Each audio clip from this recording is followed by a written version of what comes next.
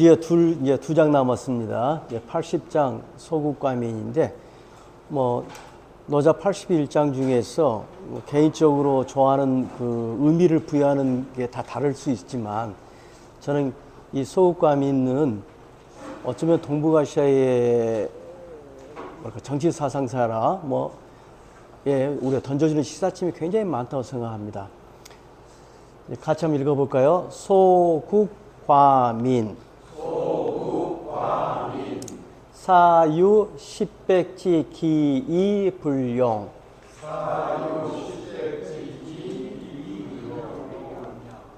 사민 중사이 불원사.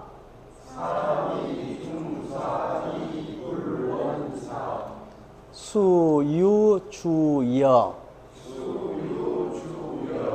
무소승지. 수유갑병. 무소진지. 사민부결승이용지.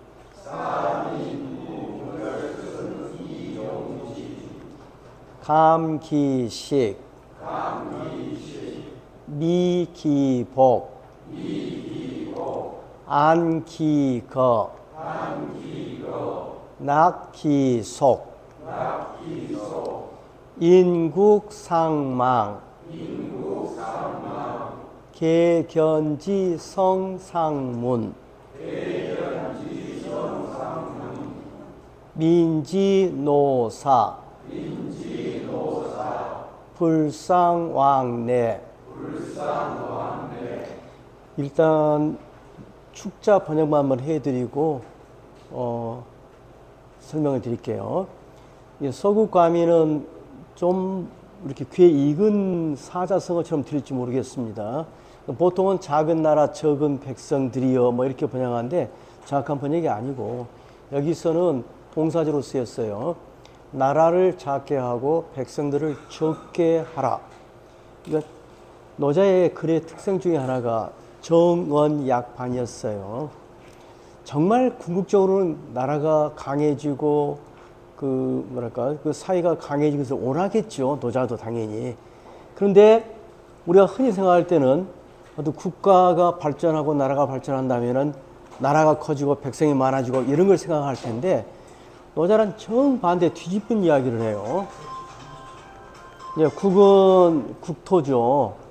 영토를 작게 만들고 백성들을 적게 만들어라. 나라 망해먹어보라는 소리처럼 들려요. 일단 그렇게 들어둘게요. 그 다음에 이대사는 뭐마도록 만들다 혹은 설사 이렇게 번역해도 좋은데, 여기서는 설사로 일단 번역해둘게요. 10배 가면은 원래는 군대 용어입니다. 우리나라에서 10명의 캡틴은 뭘까요? 우리가 제일 작은 우리나라로 따지면 분대장? 분대장이 몇 명인가? 한 분대가? 9명? 그럼 딱 비슷하네. 예. 분대장급, 즉 10명의 우두머리를 10이라고 그래요. 그다음에 100은 제가 백부장이라고 번역했는데 성경에서 따온 말입니다만은 100명을 리더하는 사람. 그 우리는 무슨 급이에요? 우리나라에서는. 어쨌든요. 이 10명을 이끄는 어떤 장교라든지 100명을 이끌 수 있는 그 장수 같은 그릇, 인재가 설사 있더라도 그걸 사용하지 말라. 지경만 했고요. 백성들로 하여금 죽는 일을 중요하게 여겨서 멀리 옮겨 다니지 않도록 만들어라. 알듯 말듯 하죠. 또 비록 주여, 배와 수레가 비록 있지만 그것을 탈 상황이 없도록 만들어라. 비록 갑옷과 무기가 있지만 그것을 늘어놓을 케이스가 없도록 해라. 그래서 이 두 번째 문단은 전부 다 하지 말라, 안 해야 한다 하는 부정문으로 다 시작되어 있어요. 자, 그러면은 이러이러한 결과가 나오게 돼요. 그래서 3인, 그렇게 되면 백성들로 하여금 부다시 결승이라는 단어가 사실 글자 그대로 하면 승은 새끼거든요. 결은 매듭을 짓다예요. 새끼를 매듭짓다는데 이건 이제 중국만이 그런 게 아니고 세계 모든 민족의 온시 문자 중에 하나입니다. 사실은 결승이라는 것은. 그래서 어떤 새끼줄 같은 이 끈을 이렇게 매듭 지어서 그 매듭 숫자로 일정한 의미를 전달하는 어떤 기록 보조 장치, 기억 보조 장치 정도 되는 거예요. 그래서 어렵게 생각하지 말고 우리나라로 예를 따지면 여러분들 시골에서 애 나면 금줄 치죠. 금줄. 근데 금줄이 그 자체가 일종의 결승이에요. 그래서 금줄 딱 쳐놓으면 사람들은 아들 낳았구나. 얼마나 됐구나. 그래서 저 집은 한 번 들어가면 안 되겠구나 등등 의사 전달을 하게 됐죠.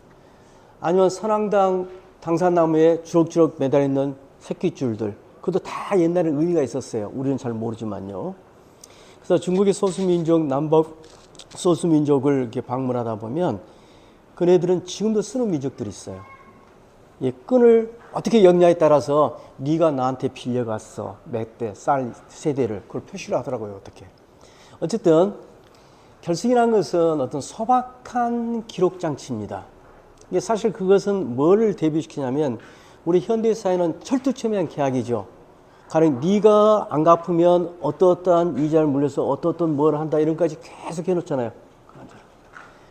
그런데 여기는 그러한 계약서 같은 게 필요하지 않고 그냥 서로 믿음의 사이이기 때문에 그냥 기억 보조 장치인 소박한 결승만을 해서 그걸 사용할 수 있도록 사람들을 순박하게 만들어낸 이야기입니다. 그렇게 되면 그 대중들은 자신들이 먹는 음식을 달게 여기고 자신이 입는 복장을 아름답다고 여기며 자신이 사는 곳을 편안하게 여기며 자신의 습속을 즐길 수 있을 것이다.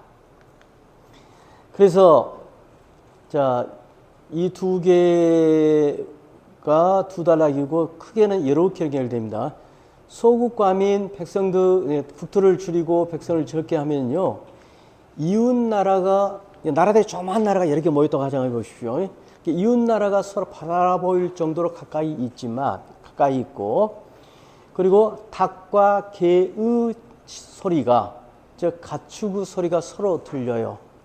가축 소리가 서로 들으면서 그만큼 가까이 있다는 이야기고 사람이 살고 있다는 이야기고 그 다음에 이웃 나라 이웃 마을에 닭소리 개소리가 들려온다는 것은 평안없다는 거예요. 들려오고 백성들은 지노사 늙어 죽음에 이르도록 서로 왕래하지 않는다. 이게 최고의 삶의 형태다. 이렇게 돼 있어요. 그래서 여러분들 잘 안 하다는 게 아니 사람들 왔다 갔다 하지 않아? 그 뭐 이렇게 감금 생활 하나? 그런 사이가 어떻게 이상적인 사람의 삶의 형태일까 싶을 겁니다. 근데 이 내용을 바탕으로 지금 나온 게 동북아시아의 소위 이상향으로 우리가 꼽히는 무릉도원 이야기가 이걸 바탕으로 훗날 진나라 때 도요명이가 쓴 도화원기라는 글이 있어요. 오늘은 제가 그 글은 여러분 책에 제가 수록해 놨고 그리고 그 글은 그 뒤에 시가 붙어 있어요. 그래서 오늘 시를 내가 복사해서 나눠드렸어요. 좀 이따 잠깐 무릉도원을 먼저 제가 설명한 다음에 그 무릉도원 내용을 가지고 다시 돌아와서 이거가 어떤 관계가 있으며 그리고 다시 빠져나와가지고 그러면 소국감이란 말이 정말 어떻게 보면 말도 안 되는 소리 같은데 이게 왜 당시에 의미를 가지며 현대 우리 21세기 우리 사는 인류는 어떤 의미를 여기서 찾을 수 있을 것인가 이렇게 우리가 좀 큰 공부를 한번 해보게요. 노자를 이제 마무리 짓는 이 마당에서요. 여러분들 책 그 뒤 페이지 함께 읽을 자료 한번 보시겠어요? 여러분들 무릉도원이라는 말은 많이 들어보셨을 거예요. 무릉도화원 하기도 하고 무릉도원이라고 해요. 그래서 무릉은 지명이고요. 도는 당연히 복숭아죠. 그 다음에 원이 들판이라는 뜻의 원이 아니라 수원지의 원자입니다. 그것도 혼동하시면 안 돼요. 즉 무릉에 있는 복숭아밭에 있는 수원지 이런 내용이에요. 직역하면. 근데 그건 또 무슨 의미인지 한번 볼게요. 어느 날 무릉 지방에 어부가 있었는데 그 어부가 이 큰 계곡에서 고기잡이를 해요. 근데 고기잡이를 하다가 계속 거슬러 올라갑니다. 좀 올라가면 뭐가 있을까 궁금해서 올라갔더니 한참 올라가니까 갑자기 복숭아밭이 나온 거예요. 참 여러 그 과일들이 있는데 왜 복숭아밭일까? 또 한번 여러분들 생각해 보세요. 하여튼 복숭아밭이 나오는데 복숭아꽃이 활짝 피어 있어요. 상상해 보십시오. 계곡을 쭉 거슬러 올라갔는데 갑자기 계곡 저 깊숙한 곳에 복숭아밭이 있는데 현대로 번역하겠습니다. 수백 미터를 가도록 그 복숭아밭이 쫙 이어져요. 그러니까 신기하죠. 그래서 막 그걸 거슬러 올라갑니다. 올라가니까 이 계곡물도 끝이 나고, 전 배에서 내렸습니다. 이 계곡물도 끝나서 수온지가 딱 나오는 거예요. 그래서 복숭아밭이 끝나는 자리에 수온지가 있고, 수온지가 있어서 참 이거 신기한 곳이다 하고 봤더니 앞에 조그만 산이 하나 있고, 산을 가만히 보니까 뭔가 불 같은 게 있는데 싶은 거예요. 그래서 이거 굴인데 하고 딱 들어섰더니 처음에는 자기 혼자 겨우 들어갈 수 있는 정도의 좁은 굴이에요. 근데 들어가자마자 점점 넓어지더만 갑자기 평야가 탁 드러나고, 평야에 논들이 가지런히 논밭이 있는데 가지런하다는 의미도 참 있습니다. 사이즈가 비슷한 밭들이 쭉 늘어서 있고, 집들도 고만고만한 집들. 이건 이제 빈부 차이가 없는 세계란 뜻이에요. 있는데 가서 보니까 사람들이 한가하게 왔다 갔다 하면서 농사를 짓고 있고, 이제 젊은이들은, 그리고 애기들과 반백의 노인들은 놀고 있어요. 그 어린이 놀이를 하면서 아주 즐겁게 놀고 있고 그래요. 그래서 와, 이런 곳이 다 있나 싶어서 이제 사람들에게 묻습니다. 당신들은 뭐 하는 사람들을 했더니 이야기를 해요. 자기들은 진시황의 난 때 이쪽으로 피난 와서 살기 시작했는데 이미 500년이 지났다. 그래가지고 쭉쭉쭉쭉쭉 이야기가 돼요. 그래서 그 다음 내용은 내가 시로 설명을 좀 잠깐 해드릴게요. 시 한번 띄워서 시. 그래서 이 집 저 집에서 초청받아서 가서 이야기도 하고 묻기도 하고 잘 지내다가 돌아옵니다. 거기서 그 행복하게 사는 그 낙원에서 돌아옵니다. 그러니까 그 굴 속에 있는 사람들이 부탁하기를 당신이 온 것은 환영인데 이걸 세상 사람들에 가서 소문 내지는 마세요라고 해요. 소문 내지 마세요 했는데 이 사람이 오면서 소문 내고 싶어서 오는 길목마다 다 표시를 해놨어요. 표시를. 그래가지고 돌아오자마자 군수를 찾아가서 그냥 크게 선전을 했어요. 그러니까 군수가 야, 우리 한번 찾아가 보자 하니까 어떻게 됐겠어요? 그 매직은 하지 말라는 걸 딱 그게 범하는 순간 없어지는 거예요. 근데 표시했던 게 갑자기 싹 사라지고 그 뒤로부터는 찾아가는 길을 모르게 되었더라 하고 쭉쭉쭉 써진 이제 도와 원 산문이 있어요. 그래서 무릉의 어부가 찾아간 복숭아꽃이 우거진 수원지에 있는, 더 다음은 수원지 너머 굴 속에 사는 사람들에 관한 이야기가 도와 원기예요. 이제 그렇게 산문을 쓴 다음에 그 뒤에다 시를 지어놨는데, 시는 좀 어려운 한자도 있고 하니까 제가 읽으면서 그냥 대충 뜻만 말할게요. 영시가 난청기하자 현자는 피기세라. 영시는 진시황의 성씨예요. 즉 리얼하게 보냐면 영가란 놈이, 이런 말입니다. 진시황을 낮춰서 하는 말입니다. 영가란 놈이 천기를 어저럽히자 똑똑한 사람들은 그 세상을 피했다네. 황기지상산하고 이인역운서라. 황기라는 사람을 위시한 4명의 극노인들은 상산으로 떠났고 이 사람들, 즉 굴 속에 사는 사람들, 이 사람들 또한 떠났다네. 왕적 친부인 내경 수무해라. 자, 그들이 떠난 자취는 차츰 다시 인멸 없어지고 그들이 왔던 길은 마침내 잡초에 묻혀서 없어졌다네. 그래서 세상과 이제 두절이 된 겁니다. 일단 상명 이제 그 사람들끼리 서로 명령하여 농경을 열심히 짓고 농사를 짓고 일입 해가 들어가면 자기가 쉴 곳으로 다 쫓아 돌아간다네. 대나무와 뽕나무 상죽은 수여음하고 숙직은 수시해라. 예, 뽕나무와 대나무 옛날에 중요한 생활 그 재료죠. 예, 뽕은 옷을 만들기 위해서, 대나무는 좀 만능 재료 아닙니까? 예, 넉넉한 그늘을 들이우고 숙직 콩과 기장은 때에 맞춰 심는다네. 춘잠 수장사하고 추숙 미왕세라.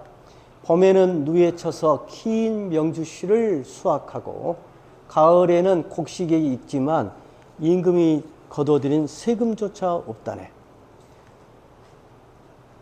황로예 교통. 인적이 드문 황폐한 길은 희미하게 서로 통해 있어요. 아, 길이 있긴 있구나 할 정도로 있는 거예요. 그만큼 사람들이 와락가락하지 않고 그냥 드문드문 다니기 때문에요. 그리고 닭과 개 소리가 아까 들린단 말 기억나죠? 닭과 개 짖는 소리가 서로 울고 짖더라. 서로 들려오더라.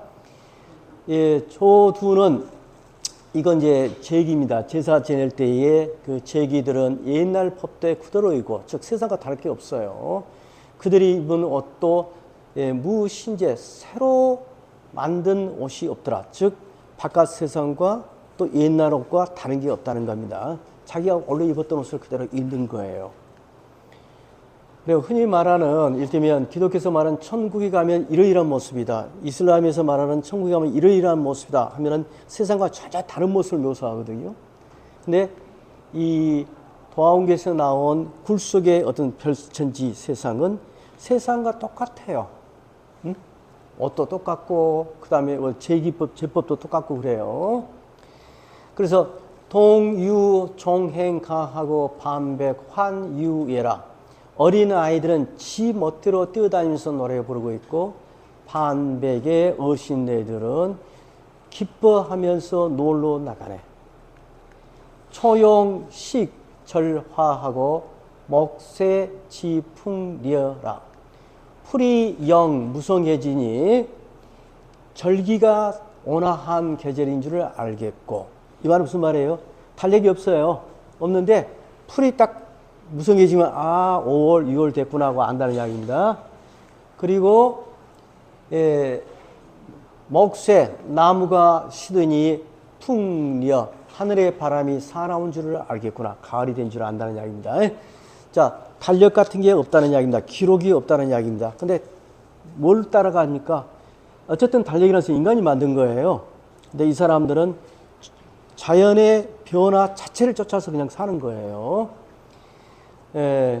수무기력지나 사시자성세라. 비록 기력, 달력이나 어떤 기록 같은 것이 없지만 사계절이 저절로 한 해를 이루네. 이연유열악. 이건 의태어입니다. 아주 넘치는 희희낙낙 넘치는 즐거움이 있거늘 우화노치에. 자, 이렇게 저절로 살아요. 그렇기 때문에 우화, 어디에다가 이 잔머리 지혜를 힘써 쓸 것인가? 잔머리 지혜를 쓸 것이 없다는 이야기입니다. 그래서 기종은 500 1조 창신계라. 기이한 그들의 자취가 500년 동안 감춰져 있다가 하루 아침에 그 신묘한 세계가 갑자기 확 열렸네. 순박 기이원하니 선부환유패라. 자, 이 순과 박은 두 개의 개념입니다. 순은 바로 굴 속에 사람들이 사는 순박한 세상이에요. 즉 자연 그대로 사는 자연인, 우리 요즘 TV에 자연인 많이 나오대요. 그 자연인으로 사는 세계와 그 다음에 각박한 세상 사람들, 이 말입니다. 그래서 이상 세계와 현실의 세계는 이미 그 구론을 달리하니, 다 이거 부사들입니다. 머지않고 다시 유패, 갇히고 묻혀버렸다네. 자, 아까 처음에 오면서 표시해놨는데 표시한 길이 다 없어졌다고 그랬죠. 네, 그 이야기를 하고 있습니다. 참은 유방세여 원척 진효외여. 예, 묻자구나. 이 세상 안에서 논의는 이 선비들아, 어찌 이 세상 밖을 너희들이 추측이나 해보겠는가? 이런 것이 있는지 너희는 기대나 해보겠는가? 이런 말입니다. 원컨대 혹은 간절히 원하거니와 가벼운 바람을 타고서 훌쩍 높이 날아 나의 마음에 꼭 드는 그들에게 다시 그들을 찾아가고 싶어, 이런 내용이 되어 있습니다. 자, 이런 시를 도연명이가 뭘 근거로 썼느냐? 아까 말한 소국 과민을 모델로 삼아서 이걸 문학작품화 시킨 거예요. 그래서 이게 동북아시아가 갖고 있는 어떤 이상국의 하나의 모델이에요. 여러분, 홍길동이가 마지막에 어디로 갔어요? 어디로? 예, 율도구로 갔죠. 뭐 나는 오키나와라고 답변하실 줄 알았더니 오키나와 쪽에 그런 비슷한 그 설화가 전하기 때문에 홍길동이가 오키나와에 갔다라는 주장도 아주 학계에서 사실 야담이 아니라 학계에서 정식으로 이렇게 연구된 논문도 있고 그래. 어쨌든 중요한 것은 율도국이란 게 뭐냐? 율이 밤율자예요. 밤나무가 있는 섬으로 된 나라예요. 그리고 어떤 거예요? 큰 나라예요? 작은 나라예요? 조그만 나라예요. 어떤 나라예요? 떨어져 있는 나라, 율도, 섬이니까. 근데 그 모델이 이 모델이고, 일본 애들이 다케시마가 뭔가, 일본 애들이 아니나, 이름은 잘 생각 안 나는데, 일본인들이 갖고 있는 가장 이상향은 이제 영궁처럼 물속에 있는데, 그 구조도 얘가 똑같습니다. 근데 갔더니 장소만 달라졌지, 여기 나온 것처럼 옷도 똑같고 외모가 똑같아요. 다만 없는 게 뭐냐? 빈부차라든지 계급이라든지 이런 것들이 없고 모두가 모두를 위해서 사는 세상, 이런 사람의 어떤 뭐랄까 가장 수수하고 착한 품성대로 사는 세상들이 사는 곳이 곧 천당이다, 천국이다, 이상향이다 라고 생각을 해요. 자, 다시 원래 하고 다시 한번 봐볼게요. 자, 이제 노자를 다 끝마쳐놓은 점에서 지금 사실상 마지막은 그 어쩌면 우리로 하면은 서문 말고 후기에 가까울 정도의 글이에요. 81장은. 그러면 실제적으로 가장 중요한 내용이라고 할 수 있는 이 80장, 결론에 부한 노자의 80장을 쭉 해오면서 노자가 강하게 주장한 말이 당시 사람들이 혈안이 되고 있는 어떤 부국 강병과 정반대의 메시지인 주로 통치자들한테 던지는 이야기입니다. 사회 지도층들한테 던지는 말이에요. 나라를 작게 하고 백성을 적게 만들어라 했어요. 그래서 자, 여기 빠져나오죠. 여기 설명한 게 더 빠르겠네요. 그러면 이걸 제가 한번 뒤집어 볼게요. 보통으로 말하면 정치자라는 사람, 능력 있는 임금, 우리 광개토왕, 땅 잘 넓힌 임금이잖아요. 그죠? 그죠? 그래서 대국의 반대, 소국의 반대는 대국일 거고요. 즉, 국토를 크게 하는 사람이 정치 잘하는 사람일 거예요. 그 다음에 과민, 우리 중과 부족의 중이니까 이거 많게 하다는 뜻이겠죠? 백성들을 많게 하는 것. 그런데 대국이란 게 뭐냐? 이게 바로 부국이에요. 옛날 농경사회에서 한 나라가 부자라는 것은 경작지가 얼만큼 크냐예요. 그죠? 경작지가 넓으면 넓을수록 그 나라가 부유한 나라예요. 즉, 국토를 넓히는 것은 결국 나라를 부유하게 만드는 일이에요. 또 옛날 군대에는 공군이 있었어요? 없죠. 예. 미사일이 있었어요? 없죠. 그러면 군사력의 핵심은 뭐예요? 옛날 사람들. 쪽수예요. 네, 적수입니다. 사람 숫자예요. 사람 숫자. 백성을 늘린다는 것은 결국 뭐냐? 군대를 늘린 것이고 군대를 강하게 하는 거예요. 근데 그 당시 사람들은 핵심이 뭐냐? 부국강병이 공자로부터 시작해서 수많은 제자백가들이 다 떠들고 다니는 소리가 다 부국강병이에요.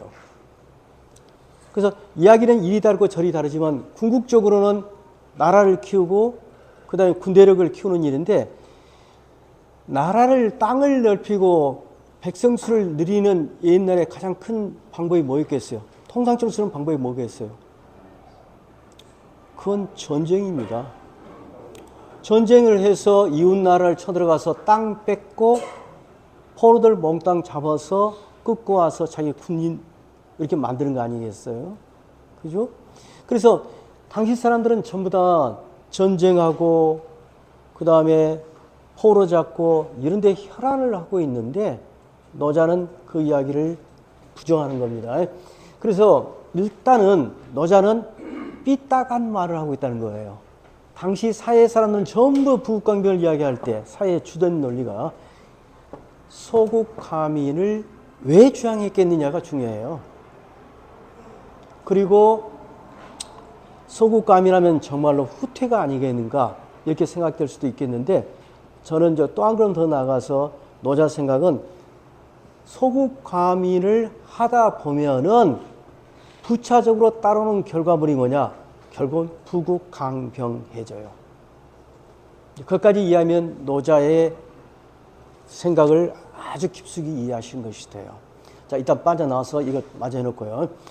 따라서 노자도 한 나라가 존재하기 위해서는 군대 조직이라는 게 필요하다는 사실을 다 알아요. 그 다음에 여기까지 우선 끌어놓을게요. 비록 설사 10부장, 100부장 같은 인재를 두되, 즉 군대의 어떤 리더를 양성을 하되 있어야 하긴 합니다. 그러니까 노자는 전쟁 자체를 절대로 긍정적으로 보지는 않아요.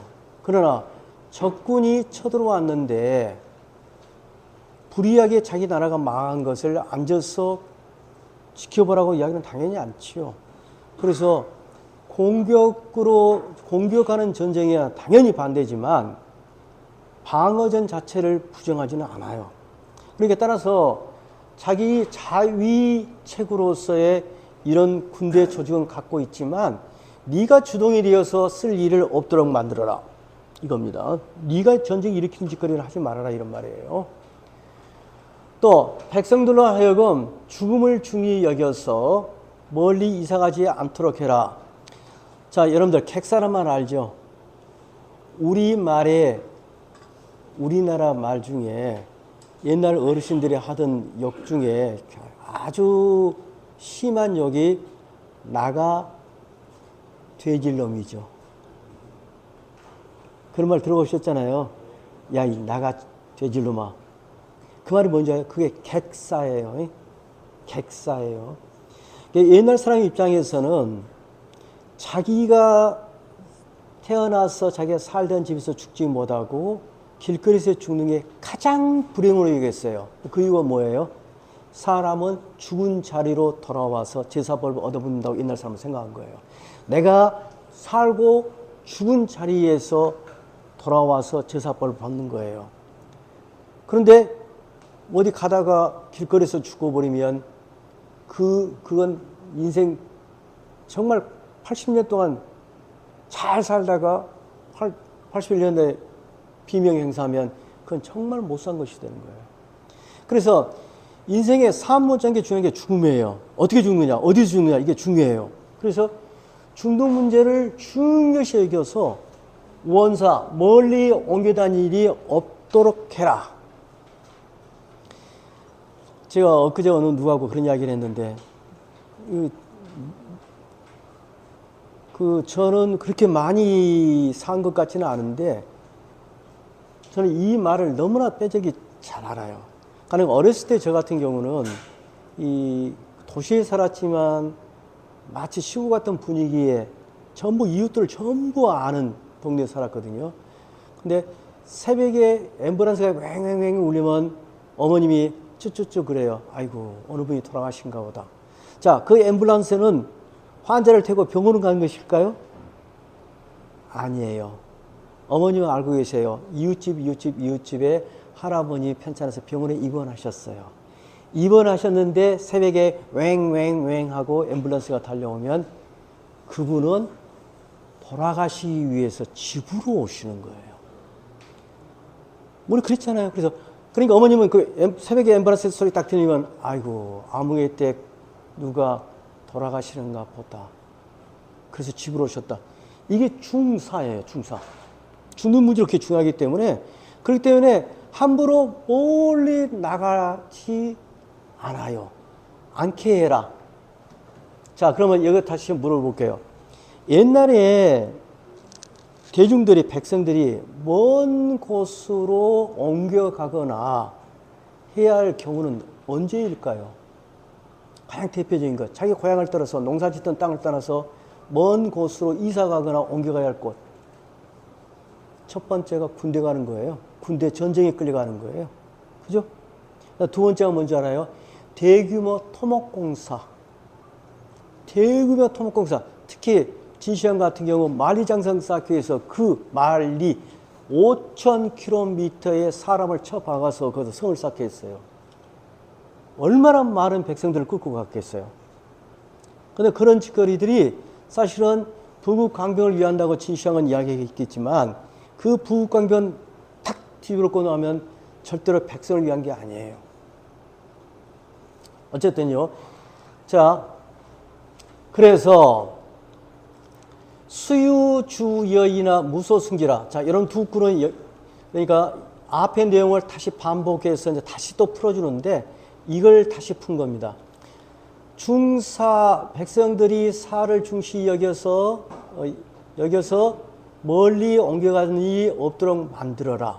따라서 그러려면 비록 자 배와 수레를 다 없애는 거 아닙니다. 있어요. 배도 있고 수레도 있고 교통수단이 있어요. 그런데 이것을 갖고 있기는 하되 필요하죠. 나라에 운영하는데.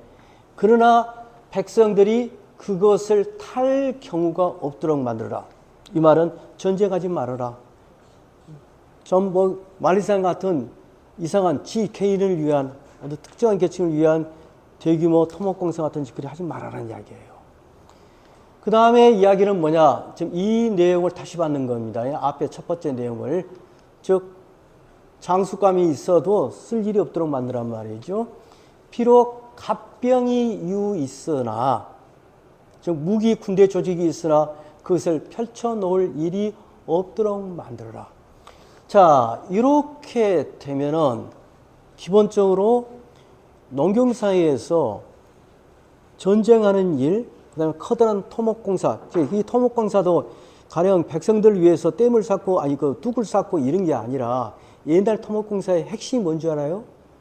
진시황 무덤. 진시황이 평생 한 일이 뭐예요? 만리장성 쌓은 거하고 지 무덤 만든 거예요. 그 지 무덤은 우리 이제 발굴도 안 됐잖아요. 아마 제가 좀 뻥 좀 트면 무등산 같이 큰 게 지 무덤이에요. 지금도 발굴도 못 하고 있는 거예요, 지금. 지금은 할 수는 있지만 중국 정부에서 일부러 안고 있다는 이야기도 있고 그런데 어쨌든 간에요. 그래서 전쟁이든 그런 대규모의 토목공사든 이런 것들이 없으면 백성들은 자기 고향에서 생업에 종사하게 돼요. 생업에 종사하면 농사를 지을 수 있겠죠. 농사를 지으면 다 잘 먹고 잘 사는 거예요. 옛날에 인구 많지 않고 땅 넉넉하고 할 때는. 자, 그렇게 되면은 사람들이 다 삶이 안정되기 때문에 우리가 곳간에서 인신난다는 말이 있잖아요. 민생이 안정이 되면 사람들과 사람들 사이의 관계는 좋아질 수밖에 없어요. 화목할 수밖에. 그러면 이런 관계에서는 백성들은 각박하지가 않아요. 사람들과 사람들 간에 다 사이가 좋아요. 그래서 기껏해야 이 사람들이 사람과 사람의 어떤 약속을 하는 뭐 하는 것들이 이런 소박한 결승 정도를 해서 우리가 그래 잊지나 말자고 이렇게 표시만 해두지 거기다가 그 뭐 이상한 부대종을 들어서 저는 엊그제 그 뉴스 보니까 뭐 30만 원을 빌렸는데 3년 뒤인가 1억 5천이 됐다고 하대요. 30만 원인가를 빌렸는데, 고리대공원을 빌렸는데 2, 3년 내에 1억 5천인가 됐대요. 근데 그게 뭘로 이루어진 줄 알아요? 계약서예요. 너 안 내면 복리에 뭐 해서 그 계획대로 하니까 1억 얼마가 됐다는 거예요. 이게 인간 사회거든요. 근데 이렇게 민생이 안정되다 보면 백성들은 그냥 금줄 두르시, 우리 집 오늘 일이 있으니까 니들 오지 마 하면 끝. 거기다 뭐 오면 죽여 살려 뭐 이런 거 뭐, 아니면 우리 집 출발 안 하면 뭐 가택 뭐 침입죄 벌금 얼마 이런 규정 필요 없어요. 이것을 사용하게 되고 그 백성들은 늘 먹던 소박한 음식을 달게 먹을 줄 알고, 자기들이 평소에 입던 옷을 아름답게 입을 줄 알고, 자기들이 살던 고철에 이게 참 편안한 곳이다, 처갓집도 편하다게 느낄 수가 있고, 자기들이 갖고 있는 풍속을 우리가 좋은 거야 라고 즐길 수가 있게 돼요. 그래서 이런 짓거리 통치자들이 하지 않으면 이렇게 돼. 다시요. 그러니까 나라를 작게 하려고 하고 백성들을 적게 하려고 해. 그래서 이웃 나라가 서로 바라다 보이고 서로 사이가 좋아요. 평안하게 서로 지내요. 그래서 가축 소리가 서로 들려요. 그런데 백성들은 늙어 죽도록 불상왕래를, 그럼 이웃 나라하고 이웃 말하고 저 왔다 갔다 절대 않는다 이런 의미 아니에요. 여기서 하는 말은 어떤 의미냐? 자, 수레 타고 어디 갈 일, 멀리 가야 할 일, 그 다음에 무기 늘어놓고 싸워야 할 일, 이런 일을 지칭한 게 좀 왕래입니다. 그래서 백성들은 늙어 죽을 때까지 서로 오락가락 뭐 싸우거나 오락가락 하지 않게 될 것이다. 여러분 해외 여행 가는 건 좋은 건데 뭐 왔다 갔다 하지 않으면 여행 안 가는가 이런 의미 아니라는 사실 아셔야 하고, 그 다음에 저는 이제 대천에 사는데 대천에 비닐하우스가 많아요. 근데 비닐하우스 앞을 지나다 보면 비닐하우스에서 일들 많이 하거든요. 근데 거기 가면은 다국적 언어들이에요. 한국말은 하나도 없어요. 태국 사람들, 베트남 사람들 다 하는데 참 어떻게 보면은 일하는 모습이 좋아 보이기도 하지만 그들이 사는 집이라는 것은 비닐하우스 안에 정말 난민촌처럼 살고 있거든요. 나는 그걸 보면서 이 문구를 생각해요. 그 나라가 제대로 된 나라였다라면 여기까지 와서 다른 나라에 와서 새우배 타거나 아니면 들판에서 개하고 살거나 그러지는 않겠죠. 그러니까 여기서 여행을 금지시켰다 이런 의미 아니에요. 자, 먹을 게 없어요. 할 수 없이 어디 가서 일하러 간다든지 아니면 강제에 동원된다든지 이런 일로 오락가락하지 말라는 얘기예요. 자, 그래서 다시 돌아올게요. 이 서국 과민은 첫째는 이제 우리가 보실 게 그 당시에 사회의 주축 그 담론인 부국 강병을 정반대로 말하고 있다는 사실.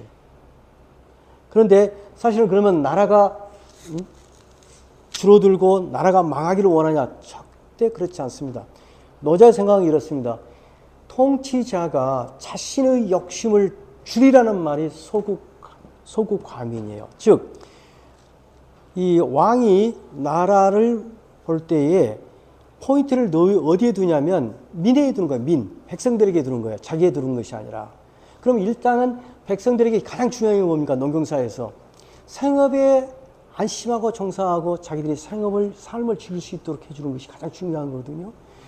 그렇게 살다 보면 그 나라는, 자, 이때 맹자의 인자무적이라는 말을 하나 끌어들을게요. 인자무적이 뭐라고 그랬어요? 어진 정치를 하게 되면 이웃나라 사람 백성들이 그냥 밤이 막 넘어와버려. 그 나라를 좋아해야 돼.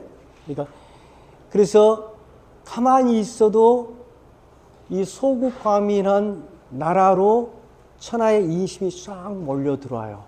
그 다음에 그 나라가 제일 강대국이 된 거예요. 인심을 얻으면. 자주 강조해드리지만 노자와 장자가 살았던 시대는 춘추 전국 시대고, 춘추 전국 시대에는 이론적으로는 최소한도 주나라는 한 나라 안에 수많은 제후국으로 분리되어 있지 정신적으로는 한 나라예요. 그 개념을 여기로 따지면 우리가 지구를 갖다가 인류촌이란 말을 쓰잖아요. 우리 인류가 사는 한 고장인 거예요. 그 안에 여러 나라가 있다는 개념하고 똑같이 우리는 그 춘추 전국 시대와 우리 시대를 같이 오버래핑 시킬 수도 있어요. 그런데 이 당시에 부국 강병 대국, 그러니까 대국 중민을 이 주장하는 사람은 누구겠어요? 이 사람이 이걸 주장하는 사람은 사실 왕이라고 따진다면 제발 우리 좀 편하게 잘 살게 해주세요 한 사람들은 백성들이에요. 백성들이에요. 그래서 소국의 가문을 다시 곰곰이 따지면 이게 갖는 의미가 뭐냐면 국가라든지 사회 조직은 사람을 위해서 사람이 만든 것에 불과해요. 방편이에요. 근데 그것이 거꾸로 이 백성들을 억압하는 기제가 된다면 그건 우리가 다시 한번 고려해 봐야 해요. 국가가 있어서 국가가 만약에 국민들에게 어떤 억압의 기제로 이렇게 작용한다면 그건 노자가 가장 무너뜨리고 싶어 하는 것일 거예요. 근데 그걸 다 다른 말로 바꾸면 결국 왕은 인위 욕심이에요. 욕심이 세계예요. 그럼 미는 뭐냐? 미는 이인데 이때 이는 인이 아니라 자 제가 이제 천이라는 말 자꾸 쓰는데 사실 천과 인은 상대적인 개념입니다. 여러분 양혜석이라는 사람은 천일까요? 인일까요? 천입니다. 천이자 인이죠. 이렇게 제가 좋은 면이 있다면 그건 천이에요. 제가 못된 성질머리가 있다면 그건 세상을 살기 위해서 만들어진 잘못된 인이에요. 그러니까 여기서 미는 사실 인이 아니라 하늘의 도의 좋은 속성을 갖고 있는 백성이에요. 그러면 이 구조는 다른 구조로 따지면 노자가 생각하는 것은 결국 인간이 만드는 어떤 가치 규범이라든지 기준, 이 기준보다 더 중요한 것은 천연의 삶이라는 이야기도 되고 그래요. 자, 요컨대 이런 생각을 밑에 깔고 있기 때문에 아주 예기 같은 질문을 한번 던져볼게요. 여기에 한 국가 조직이 있습니다. 그 조직에 이 조직과 이 조직이 있는 두 개의 조직이 있는데 A란 조직은 90%가 만족하고 사는 조직이라고 가정합시다. 여기는 10%만 만족하고 90%는 불만이 있다고 가정해 보세요. GDP는 얘가 더 높아. 얘는 작아. 어느 나라가 더 좋은 나라예요? 사실은 인류가 제대로 정상적인 머리로 지나고 있다면 인류의 판단 기준이 항상 어디에 둬야 하냐면 어떻게 하면 한 사람이라도 더 행복하게 살 수 없을까, 우리 더불어 살 수 없을까를 고민하는 지도자만이 정말 올바른 길을 가고 있다고 생각을 해요. 이제 그런 관점으로 놓고 다시 이 이야기를 들어보면 소국가민이란 말이 아주 비현실적인 이야기만은 아닌 거예요. 자, 돌이켜서 봅시다.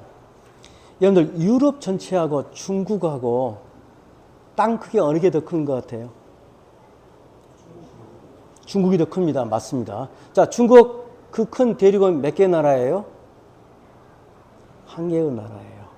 유럽은 몇 개예요? 저도 기억 못해요. 몇 개나 됩니까? 자, 유럽의 삶의 형태와 좀 중국의 인민들의 삶의 형태를 놓고 봤을 때 여러분 우리가 객관적으로 선입견 없이 어느 게 더 바람직한 거예요? 인류적으로 인류 전체 70억 인류한테 유럽 사회가 주는, 물론 유럽 옛날 제국주의 시대를 이야기 말고요. 지금 그렇게 따지면 저는 노자 이야기가 정말 설득력이 있어서 중국이 한 10개로 나눠져 있었으면 얼마나 좋을까 하는 생각도 해봐요. 우리 지구상에 거대 제국들이 탄생했을 때 과연 인류들은 그 당시에 백성들은 정말 행복했을까? 한번 물어보세요. 정말 누가 얼마나 행복했겠는가?